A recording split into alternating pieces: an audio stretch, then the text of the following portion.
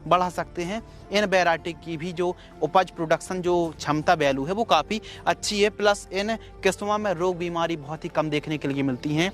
Number 1 जो variety है US agree seeds की SW 1504 और 1508 को आप लगा सकते हैं।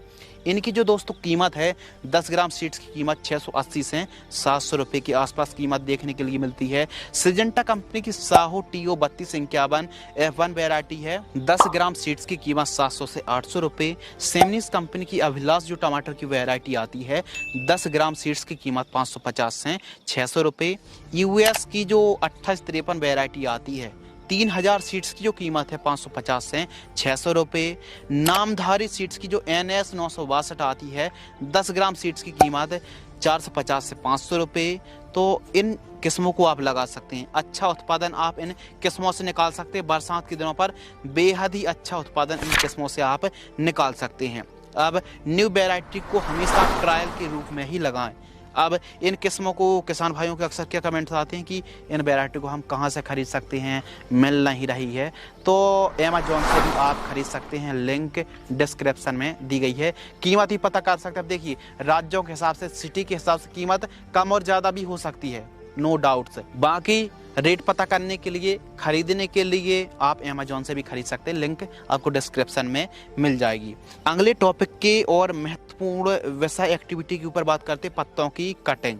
यदि आप बरसात के दिनों पर टमाटर की खेती कर रहे हैं तो फंगस, सड़न और पत्तियों में जो फंगस की समस्या आती है ना, पत्तियां खराब होने लगती नीचे से, तो जो निचले साइड से कुछ इस प्रकार आप देख सकते हैं कि कटर या फिर कैंची की मदद से आपको कटिंग करनी चाहिए। जो खराब पत्ती होती हैं, जो पीली पत्ती होती हैं, उनकी कटिंग कुछ इस प्रकार आपको करना चाहिए। कटिंग छटिंग आपको जरूर करना चाहिए। इसके अलावा जैसे आपने कटिंग कंप्लीट कर दी, फिर उसके बाद कॉपर ऑक्सीक्लोराइड 50% WP फंगिसाइड का स्प्रे करना चाहिए। इससे साफ सफाई बनी रहती है, फसल स्वस्थ रहती है, फंगस मुक्त रहती है, फंगस बढ़ने से भी काफ़ी हद तक कंट्रोल हो जाता है। तो जो टमाटर के नीचे के काले पत्ते हैं, पीले पत्ते हैं, फिर फंगस रहित जो पत्ती हैं, उनकी ही आपको कटिंग छटिंग करनी चाहिए, जो कि आप वीडियो पर देख रहे हैं। यह जो काम है ना दोस्तों, आपकी फसल को काफ़ी स्वस्थ करता है। तो हमेशा जो नीचे की पत्ती होती हैं उनकी ही कटिंग करना चाहिए। इसके अलावा बात करते हैं टॉप ड्रेसिंग, जिसे हम नॉर्मल भाषा पर गोड़ा लगाना, यानी गोड़ा मिट्टी को भी आपको ज़रूर चढ़ाना चाहिए, जो कि आप वीडियो पर देख रहे हैं। कभी कभी क्या होता है दोस्तों कि अक्सर जो जड़ों के पास की जो मिट्टी है ना, वहाँ कम हो जाती है या फिर पानी पड़कर मिट्टी बाहर आ जाती है। तो कुछ इस प्रकार आपको गोड़ा लगाना चाहिए, जो कि आप वीडियो पर देख रहे हैं ना। इस प्रकार मिट्टी को आप तने के पास चढ़ा सकते हैं। कुछ किसान भाई कहते हैं कि क्या जड़ें तो बाहर नहीं आ जाएंगी? कोई समस्या नहीं आएगी। फसल की एक अच्छी बढ़वार देखने के लिए इससे मिलने वाली है। फसल की स्वस्थ और काफ़ी अच्छी बढ़वार देखने के लिए मिलेगी। तो कब लगाएं? फर्स्ट जो गोड़ा है 35 से 40 दिन की फसल। सेकंड है आपको जो टॉप ड्रेसिंग है लगभग 80 से 90 दिन के आसपास की फसल होती है। तो सेकंड बार मजदूरों की मदद से कुछ इस प्रकार जो कि आप वीडियो पर देख रहे हैं, यह टमाटर पर गोड़ा लगाई हुई फसल आप देख रहे हैं, विजुअलाइज देख पा रहे हैं। तो यह काम करने से ना काफ़ी अच्छा फ़ायदा होता है। अब बात करते हैं खरपतवार की रोकथाम, वीट कंट्रोल। तो देखिए टमाटर की फसल पर रासायनिक खरपतवार नाशक का स्प्रे यदि आप करते रहेंगे तो एक दिन जो भूमि है ना वो पूरी तरह बंजर हो जाएगी।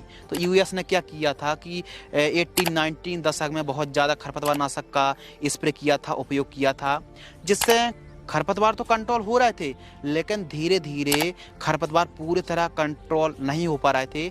परिणाम स्वरूप ज़्यादा रासायनिक का उपयोग करना पड़ा, जिससे ज़्यादा से ज़्यादा खरपतवार तो कंट्रोल हो रहे थे, लेकिन धीरे धीरे कंट्रोल होना भी बंद हो गया। रासायनिक का जो मात्रा बढ़ाने से जो उत्पादन है, पैदावार है, वो घट गई और भूमि काफ़ी हद तक बंजर होने लगी थी। तो फिर उन किसान भाइयों ने धीरे धीरे कृषि यंत्रों का उपयोग करके, जैसे कोल्पा है और जो कि आप वीडियो पर देख रहे हैं, high electricity flame sparking machine को आप वीडियो पर देख रहे हैं, यह यूएस और फॉरेन कंट्री पर काफ़ी ज़्यादा चलाई जाती है। इससे खरपतवार जो है ना वो स्पार्क से, इलेक्ट्रिसिटी से कंट्रोल हो जाता, कोई खरपतवार नाशक स्प्रे करने की आवश्यकता नहीं है। नई नई मशीनों का आविष्कार किया जिससे खरपतवार को हम कंट्रोल कर सकते हैं और इससे खरपतवार नाशक का स्प्रे ना करना पड़े। तो खरपतवार को कंट्रोल करने के लिए हमारे किसान भाई भी कुछ ऐसा कर सकते हैं, क्योंकि वैसे भी इंडिया पर जुगाड़ चलते हैं। तो आप कोल्पा की मदद से या फिर देसी जुगाड़ की मदद से आप खरपतवार नाशक का टमाटर की फसल पर स्प्रे ना करें। इसकी बजाय दोनों बेड के बीच में यदि खरपतवार उग चुका है तो मजदूरों की मदद से निराई गुड़ाई करें या फिर मशीनों से कोल्पा चलाकर खरपतवार को कंट्रोल कर सकते हैं। पावर बीडर या फिर पावर टीलर की मदद से भी खरपतवार को आप कंट्रोल कर सकते आसानी से। तो ठीक उसी प्रकार यदि हम पावर बीडर मशीनों की मदद से यदि हम हेल्प लेंगे, मजदूरों की हेल्प लेंगे और खरपतवार नाशक का स्प्रे नहीं करेंगे ना, तो जो भूमि एकदम स्वस्थ रहेगी और उपजाऊ क्षमता भी काफ़ी अच्छी रहने वाली। तो खरपतवार नाशक स्प्रे आपको बिल्कुल भी नहीं करनी चाहिए। यदि हमारी टमाटर की फसल पर खरपतवार का जमाव रहता है तो इससे माइट्स है, थ्रिप्स है, व्हाइट फ्लाई और फंगस को बढ़ने का अवसर मिल जाता है, फैलने का और भी ज़्यादा मौका मिल जाता है। तो इसीलिए साफ सफाई रहना बहुत ज़्यादा ज़रूरी है। फसल चक्र को आपको अपनाना चाहिए और 2-3 बार आपको बेसल डोज जरूर प्रयोग करना चाहिए टमाटर की फसल पर एक अच्छी पैदावार निकालने के लिए। तो जो बेसल डोज है NPK वाला आप कॉम्बिनेशन भी ले सकते हैं। NPK 12-32-16-50 kilogram, micro nutrient 10 kilogram और रीजेंट GR दानेदार इंसेक्टिसाइड 5 किलोग्राम। इन सभी को मिक्स करके प्रति एकड़ की दर से जब आप पौधरोपण कर रहे हो उस समय भी प्रयोग कर सकते हैं। या फिर SSP 50 kilogram, DAP 50 kilo, MOP 25 और रीजेंट 5 किलोग्राम। तो इनका भी प्रयोग आप अपनी पूरी फसल की लाइफ साइकिल पर 2 से 3 बार बेसल डोज जड़ों से 7 से 8 इंच दूर जड़ों के पास दे करके आप दोस्तों सिंचाई कर सकते हैं। बेहतर आपको रिजल्ट मिलेंगे। बेड तैयार करते समय भी इन कामों को आप करा सकते हैं। बेड की जो चौड़ाई रखनी है वो 2.5 फीट रखनी है, बेड की ऊंचाई 1 से 1.5 फीट, बेड से बेड की दूरी 3 फीट और सेंटर से सेंटर की दूरी 5 फीट रखनी चाहिए। बरसात पर बेड ऊंची बनाएं, गर्मियों पर बेड चौड़ी बनाएं, ध्यान रखिए। अगर टाइमिंग के ऊपर बात करें तो वैसे तो आप 12 महीने टमाटर की खेती कर सकते हैं। बरसात के लिए जुलाई से अगस्त के मध्य पौधरोपण करें, गर्मियों के दिनों पर फरवरी से मार्च और सर्दियों पर अक्टूबर से नवंबर के मध्य आप पौधरोपण कर सकते हैं। मल्चिंग पेपर, देखिए मल्चिंग पेपर जो है ना, इससे लगाने से जड़ों का ज़्यादा विकास होता है, खरपतवार का जमाव नहीं होता है, कीट नियंत्रण होते हैं, कम सिंचाई की आवश्यकता पड़ती है, मिट्टी में नमी बरकरार रहती है, पानी का वाष्पीकरण नहीं होता है, खेती में जो मिट्टी का जो कटाव है ना वो नहीं होता बरसात के दिनों पर। इसके अलावा पौधे लंबे समय तक सुरक्षित रहते हैं। इसके अलावा पौधे को प्रॉपर न्यूट्रिएंट मिलते हैं और साथ ही दोस्तों ब्लैक और जो सिल्वर वाला है ना, ऊपर साइड सिल्वर और निचले साइड ब्लैक वाला मल्चिंग पेपर आपको लगाना चाहिए। तो काफ़ी ज़्यादा फायदे हैं। यदि मल्चिंग पेपर नहीं लगाते हैं तो आप सूखे घास को भी कुछ इस प्रकार बिछा सकते हैं। जो घास होता है उसको भी आप बिछा सकते हैं, इससे खरपतवार का जमाव नहीं होता है। तो जो आप वीडियो पर देख रहे हैं इस प्रकार भी जो घास होते खरपतवार होते हैं, सूखे खरपतवार को बिछा सकते हैं। बाकी आप मल्चिंग पेपर लगाएंगे तो बेहतर आपको लाभ मिलने वाला है। तो इस हिसाब से भी आप 1 एकड़ में 30 माइक्रोन का मल्चिंग पेपर लगाते हैं तो 10-12 हज़ार रुपये के आसपास खर्च आने वाला है 1 एकड़ में। इसके अलावा दोस्तों बात करते हैं टमाटर में नेमेटोड्स की समस्या आती है। अब यह जो नेमेटोड्स है ना, हिंदी पर दोस्तों हम इसे नेमेटोड्स और इंग्लिश पर रूट्स नोट्स नेमेटोड्स के नाम से हम जानते हैं। तो यह जो नेमेटोड्स है ना दोस्तों, यह हम अपनी आंखों से नहीं देख सकते बल्कि माइक्रोस्कोप से देख सकते हैं। यह एक सूक्ष्म जीव होता है और जो सूत्रकृमि के नाम से भी जाना जाता है। हमारी टमाटर की फसल पर जड़ों के बीच में गांठें बन जाती हैं जिससे ठीक तरीके से पैदावार हमको नहीं मिल पाती है, फसल में पीलापन की समस्या आती है और ही साथ ही फल फूल की संख्या कम हो जाती है, बढ़वार एकदम कम हो जाती है।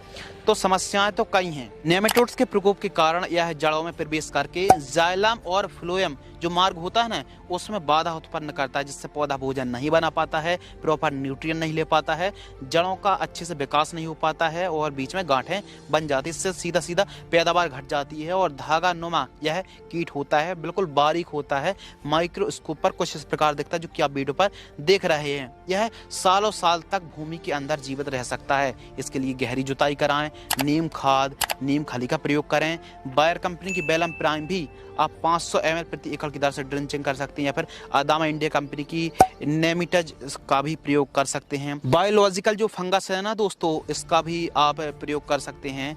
पेसिलोमाइसिस का भी, जो कि आप वीडियो पर देख रहे हैं नाम, इसका आप प्रयोग कर सकते हैं। 1.5 किलोग्राम आप 1 एकड़ में प्रयोग कर सकते हैं। इसके अलावा नेमेटोड्स हमारी फसल पर ज़्यादा ना फैले, कंट्रोल करने के लिए गेंदा को भी आप लगा सकते हैं। गेंदे से हैं जो नेमेटोड्स हैं वो कंट्रोल होते हैं। यदि दोस्तों आप गेंदे को लगाते हैं खेत के चारों साइड, तो अन्य चीज़ की आवश्यकता नहीं है, अन्य एक्टिविटी करने की। गेंदे को जरूर लगाएं, इससे नेमेटोड्स कंट्रोल होता है। ट्राइकोडर्मा प्रयोग करें। सॉइल एप्लीकेशन से जो हमने चीज़ों के नाम बतलाए हैं, इनका प्रयोग करना है।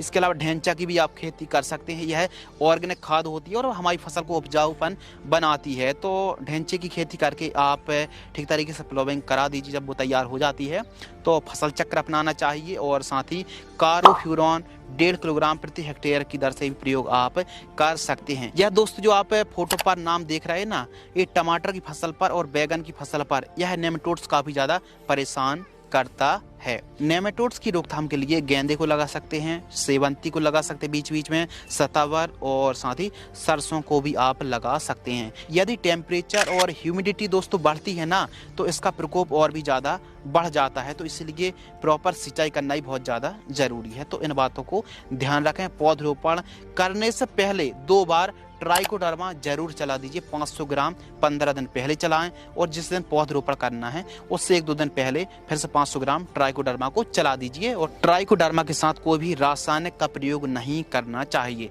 यदि आप नेमेटोड्स का जो आप बायोलॉजिकल कंट्रोल कर रहे हैं, फंगस को चला रहे हैं, तो उसके साथ भी कोई भी रासायनिक का प्रयोग नहीं करना चाहिए। प्लांट डिस्टेंस के ऊपर दोस्तों बात करते हैं, तो टमाटर की आप खेती कर रहे हैं तो पौधे से पौधे की दूरी 2 फीट, लाइन से लाइन की दूरी 4.5 फीट, और एक बेड पर डबल लाइन पर पौधरोपण करना चाहिए। डबल लाइन पर पौधरोपण कर रहे हैं तो 15 से 16 हज़ार पौधे लगेंगे। सिंगल लाइन पर पौधरोपण कर रहे हैं तो आपको 8,000 पौधे की रिक्वायरमेंट पड़ने वाली है। तो इस हिसाब से यदि आप आवश्यकता अनुसार इन बातों को फॉलो करेंगे तो काफ़ी अच्छी बढ़वार देखने के लिए मिलेगी। अब बात करते हैं दोस्तों ड्रिंचिंग शेड्यूल।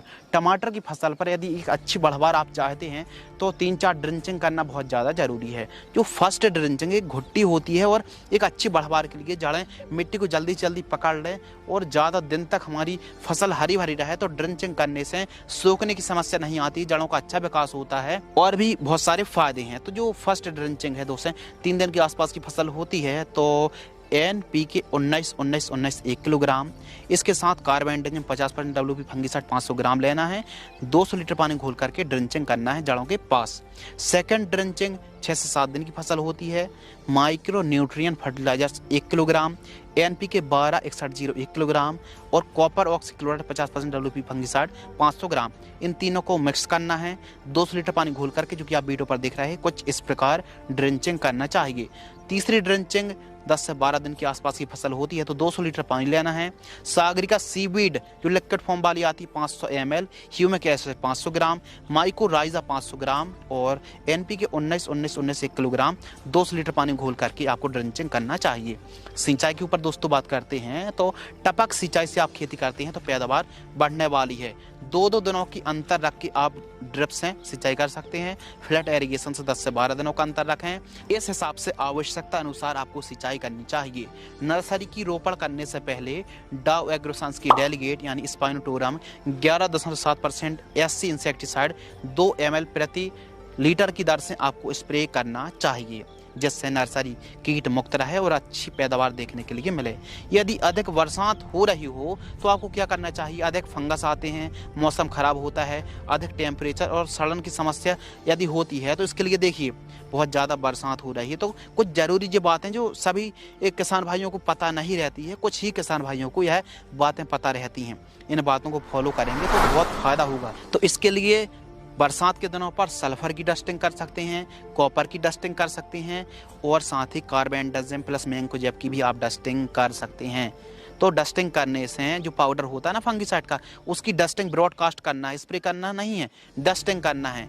तो कपड़े की मदद से भी, कपड़े की पोटली बनाकर भी डस्टिंग कर सकते हैं।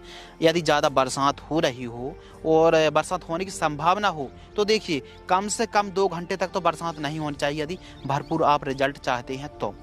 इसके साथ सिलिकॉन चिप को मिलाना जब भी आप स्प्रे कर रहे हैं, और यदि आप सिस्टमिक कीटनाशक है, सिस्टमिक फंगिसाइड का स्प्रे करेंगे तो बेहतर आपको रिजल्ट देखने के लिए मिलने वाला है।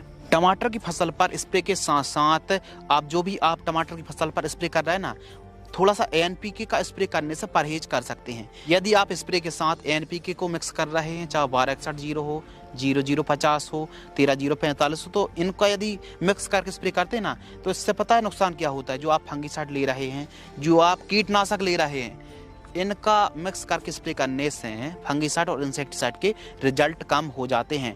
टमाटर की फसल पर खाद और स्प्रे प्रबंधन के ऊपर दोस्तों बात करते हैं तो टमाटर की फसल पर आपको नीला ट्रैप लगाना चाहिए, पीला ट्रैप है, लाइट ट्रैप है, नीम ऑयल का स्प्रे करें, फेस ऑयल है, इमिडाक्लोप्रिड है, एसिटामिप्रिड है और एसीफेट का स्प्रे कर सकते हैं। स्टार्टिंग पर प्रोफेनोफॉस है, साइपरमेथ्रिन है, डाइमेथॉइड है, पेप्रोनिल है, थार्मोथोक्सोन है, लेमडासालोथ्रीन है, कार्बोसल्फान का स्प्रे कर सकते हैं, पारिप्रोक्सीफेन का स्प्रे कर सकते हैं, एमामेक्टिन बेंजोएट का भी आप स्प्रे कर सकते हैं, जो कि आप क्वांटिटी देख रहे हैं वीडियो पर। यह दोस्तों जो डोज है ना वो 15 लीटर की दर से हैं और बीच में गेंदे की 3-4 लाइन बीच बीच में आपको जरूर लगाना चाहिए और ज़्यादा खाद ना देना पड़ रहा है तो शुरुआत में आप जीवामृत को चला सकते हैं, ट्राइकोडर्मा है, ह्यूमिक एसिड है, गोबर की खाद का प्रयोग कर सकते हैं, मुर्गी खाद है, सरसों की खली है, नीम खली है, इसके अलावा वर्मी कंपोस्ट है, जीवामृत है, बीजामृत है, मिल्क का स्प्रे कर सकते हैं, फिटकारी का प्रयोग कर सकते हैं, नीला थोता है, इसके अलावा बोरॉन है, कैल्शियम नाइट्रेट है, मोलिब्डेनम जैसे पोषक तत्व हैं, फेरस सल्फेट है और चिलेटेड माइक्रो न्यूट्रिएंट है, कैल्शियम, इनका प्रयोग आप कर सकते हैं। तो इस हिसाब से आवश्यकता अनुसार आप खादों का प्रयोग करना चाहिए। टमाटर की फसल पर कीट प्रबंधन के ऊपर बात करें तो यह जो फोटो पर आप देख रहे हैं ना, कई प्रकार के कीटों का प्रकोप देखने के लिए मिलता है। प्रमुख रूप से लेट ब्लाइट है, अर्ली ब्लाइट, फल छेदक, विल्ट की समस्या आती है और साथ ही प्रमुख रूप से टमाटर में क्रैकिंग की समस्या आती है, माइट्स है, ब्लैक थ्रेप्स है और साथ ही लीफ माइनर की समस्या देखने के लिए मिलती है। गलन की समस्या आती है बरसात के दिनों पर कुछ ज़्यादा। तो बीमारी तो कई हैं। देखिए बीमारी के लिए जो स्प्रे शेड्यूल है, वीडियो को आप पॉज करके भी देख सकते हैं। फर्स्ट स्प्रे, सेकंड, थर्ड, इस हिसाब से 6-7 महीने तक का हमने स्प्रे शेड्यूल जो बतलाया है वो यदि लॉजिक लगाकर, विवेक लगाकर, अनुभव लगाकर यदि स्प्रे शेड्यूल चलाते हैं तो बेहतर रिजल्ट देखने के लिए मिलेगा।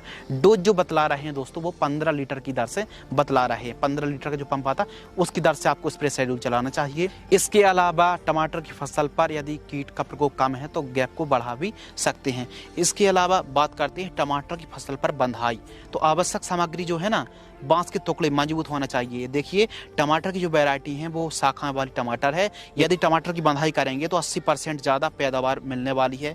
बांस के टुकड़े लगाइए मजबूत, 2000 बांस के टुकड़े मजबूत होना चाहिए, 10 फीट ऊंचाई वाले होने